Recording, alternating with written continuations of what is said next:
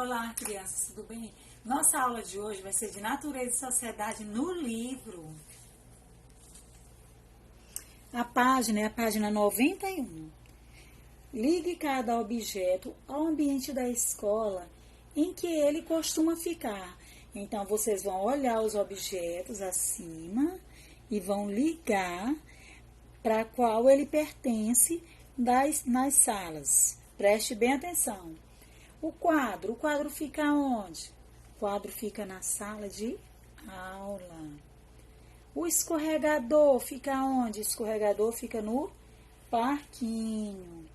E a geladeira? A geladeira fica na cantina. Certo? Aqui vocês vão me enviar um áudio me respondendo sobre a letra A e a B. Vou ler para vocês. Diga o nome de outros ambientes em que podem existir em uma escola, ou que vocês mesmos gostariam que existisse lá na escola. Vocês vão me falar através do áudio. Letra B. Qual o seu ambiente preferido na sua escola? Porém, e por quê? Vocês vão me dizer por que esse é o ambiente de vocês preferido. Como eu já sei, eu já sei quais são os de vocês. Porém, vocês vão me mandar o áudio respondendo, viu? Agora, vamos para outra página, que é a página, já foi a página 91. Agora, vamos para a página 92. Na escola, trabalham diversos profissionais. Pinte os caminhos e ajude cada profissional ao chegar em seu ambiente de trabalho da escola. A bibliotecária trabalha onde? Na biblioteca. Vocês vão fazer um lindo colorido. Aqui tá lindo, mas vocês podem caprichar mais, viu? A cozinheira trabalha na cozinha.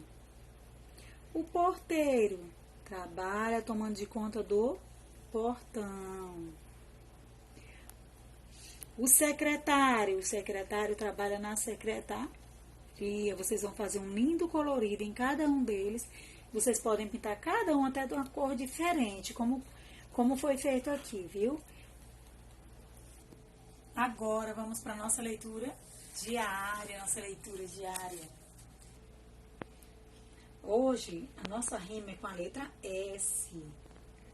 Um sapinho tão sabido só canta em si sustenido. Um sagui tão saliente que só vive sorridente. Um sabiá assanhado assobeia no telhado. S de serrote, S de sabiá, S de sapato, S de sorvete, S de sal, S de sombra, S de sagui,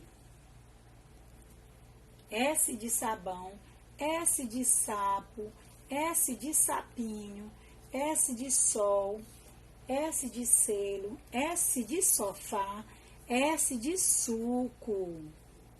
Agora é com vocês. Caprichem nas atividades e fiquem com Deus.